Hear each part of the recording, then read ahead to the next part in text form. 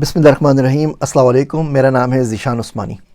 आप लोगों को आज एक कंसेप्ट समझाने की कोशिश करता हूँ और उम्मीद करता हूँ अगर आपको समझ में आ गया तो ज़िंदगी में बदलाव का सबब ज़रूर बनेगा इंशाअल्लाह ताला। हम अपने आप को दुआओं के लिए तैयार नहीं कर पाते। दुआ मांगना बहुत दूर की बात है, दुआ देना बहुत दूर की बात है। हम लोग इस काबिल भी नहीं बचे कि दुआ लेने के लिए कम से कम तैयार हों। हम बातें बड़ी बड़ी करते हैं लेकिन अपने अंदर झांक के अगर देखें तो हम लोग दुआ लेने के लिए तैयार नहीं होते। दो तीन कंसेप्ट समझ लीजिए। आप किसी की हुदूद में अगर जाते हैं, किसी के सिस्टम में जाते हैं, किसी के मुल्क में जाते हैं तो उनके लॉज का, रूल्स का, नियम का, तरीक़ा कार का आपको एहतराम करना पड़ता है, आपको उसकी रिस्पेक्ट करनी पड़ती है, उसको फॉलो करना पड़ता है।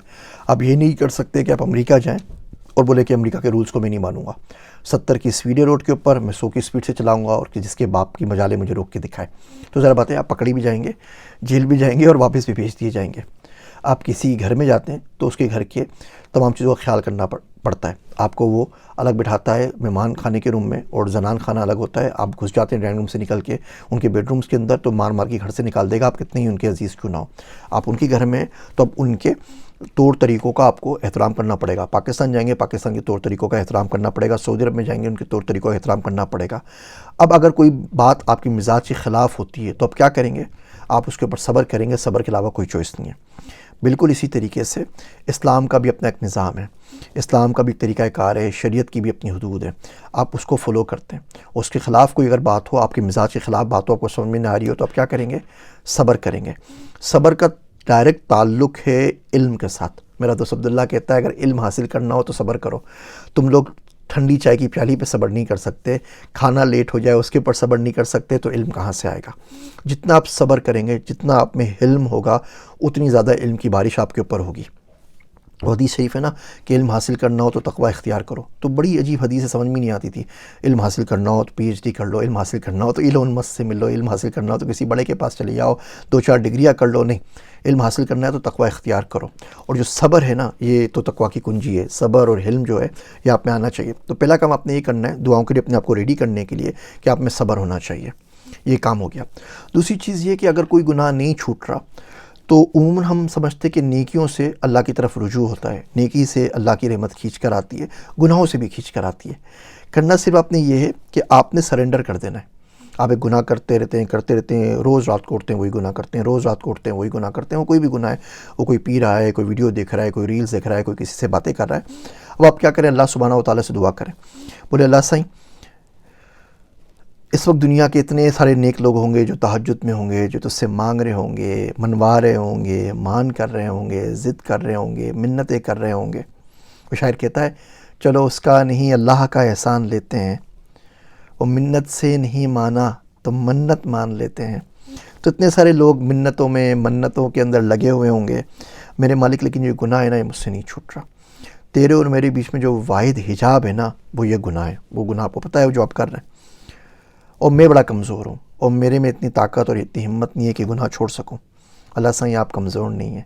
अल्लाह साईं आपको कोई कुछ नहीं पूछेगा। आपको ना असेंबली से बिल पास करवाना है, ना कुछ करना है, आप जो चाहे करें। ये सारे मेरे गुनाह ना तेरी कुन की मार है। मेरा एक शेर है कि अपना ज़ाती शेर है, कोई कमी शेर का है कि मेरे जीवन के अनगिनत मौसम, मेरे जीवन के अनगिनत मौसम तेरी कुन के मुंतज़िर ठहरे। तो अल्लाह से ये सारे के सारे इस इंतज़ार में कि आप कौन बोल दीजिए। आप तो कमज़ोर नहीं है ना, आप इस हिजाब को गिरा दीजिए। मेरे और आपके बीच में सिर्फ वाहिद हिजाब ये गुनाह बचा है, इसको ख़त्म कर दीजिए। तो आप देखेंगे कि आपको तौफ़ीक मिल जाएगी कि इन हिजाबों को गिरा के आप अल्लाह सुब्हानहू व तआला तक पहुँच सकें, उनसे बात कर सकें। तो दो बातें हो गई। पहला काम सब्र करना है, दूसरा गुनाहों को इस्तेमाल करना है अल्लाह सुब्हानहू व तआला तक पहुँचने के लिए। मुश्किल बात है, इंशाअल्लाह ताला कुछ अरसे में समझ में आ जाएगी। वापस सुन लीजिएगा वीडियो नहीं समझ में आए तो। तीसरा काम आपने ये करना है कि जो आप मांग रहे हैं उसके बारे में सोचें, मांग क्या रहे हैं। हम इतने हल्के से आमीन बोलते हैं कि खुदा न खास्ता दुआ कबूल ही ना हो जाए। अल्लाह हम चाहते हैं कि हमारे दर्जात बुलंद हो। अच्छा, दर्जात बुलंद होने का फार्मूला ये है कि आपके ऊपर आजमाइश आएगी, उस आजमाइश से आप गुजरेंगे तो दर्जात बुलंद होंगे। अब आजमाइश से आपको गुजरना नहीं है, सब्र आपको करना नहीं है, माल आपको प्यारा है, औलाद आपको प्यारी है, बीवी आपको प्यारी है, शोहरत आपको प्यारी है, दौलत आपको प्यारी है, इसमें से किसी भी चीज़ को आप गिव अप करने के लिए तैयार नहीं है, तो भैया दर्जात बुलंद कैसे होंगे? अल्लाह सही मैं चाहता हूँ मुझे आप अपना बना लीजिए, اپنا بنا لیں گے تو دنیا ہاتھ سے چلی جائے گی، پھر تو دولت چلی جائے گی، گاڑیاں چلی جائے گی، بہت ساری چیزیں چلی جائیں گی، شاید رہ بھی جائیں، لیکن آزمائش ضرور آتی ہے، بڑی کڑی آزمائش آتی ہے، اور آزمائش آتی اسی چیز کی جو سب سے زیادہ آپ کو محبوب ہو۔ اگر آپ کو مال سب سے زیادہ محبوب ہے تو آپ کے اوپر مال کی آزمائش آئے گی، بیوی سے آپ زیادہ محبت کرتے ہیں تو بیوی آپ کے لیے آزمائش بن جائے گی، بچوں سے بہت زیادہ محبت کرتے ہیں تو بچے آزمائش بن جائیں گے۔ تو جو بھی اللہ سے مانگ رہے ہیں اپنے آپ میں دل میں جھانک کے سوچیں کہ آپ اس کے لیے تیار ہیں، کہ آپ کو واقعی اللہ کا بندہ بننا ہے، کیا آپ کو واقعی اللہ سبحانہ و تعالیٰ کا قرب چاہیے، کہ آپ کو واقعی جنت الفردوس چاہیے، تو یہاں پہ جھوٹ بولنا بند کرنا پڑے گا نا، یہاں پہ زنا چھوڑنا پڑے گا، شراب چھوڑنی پڑے گی، غیبت چھوڑنی پڑے گی، حسد چھوڑنا پڑے گا، بغض چھوڑنا پڑے گا، کینہ پروری چھوڑنی پڑے گی، رشوت چھوڑنی پڑے گی، گناہ چھوڑنے پڑیں گے، جھوٹ چھوڑنا پڑے گا، وعدہ خلافی چھوڑنی پڑے گی، یہ کاہلی اور جو سستی ہے یہ چھوڑنی پڑے گی۔ تو کس طریقے سے جنت الفردوس تک پہنچیں گے؟ تو جو بھی دعا مانگیں لکھ لیجئے، اور آپ دیکھ لیجئے اگر وہ دعا پوری ہو گئی تو آپ کی زندگی میں کیا اثرات ہوں گے، اور 99% آپ کا جو اس کا جواب آئے گا وہ ہوئے گا نہیں بھیا میں اس کے لیے بھی ریڈی نہیں ہوں سرے سے۔ تو سب سے پہلے اپنے آپ کو اس دعا کے لیے ریڈی کریں۔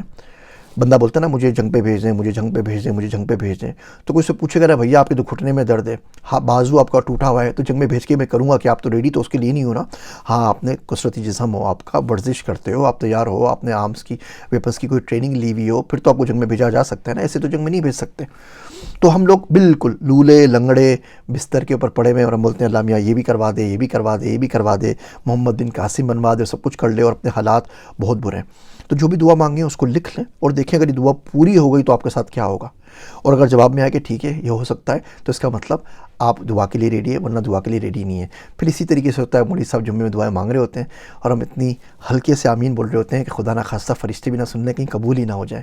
جب آپ چاہتے ہی نہیں ہیں دل سے اور اپنے اعمال سے کہ دعا قبول ہو، تو دعا قبول ہوگی کیسے؟ ہو سکتا ہے مشکل باتیں کبھی نہ کبھی کسی نہ کسی کو سمجھ میں ضرور آ جائیں۔ میرے واسطے دعا کیجیے گا۔ میں ہوں آپ سب کا ذیشان عثمانی۔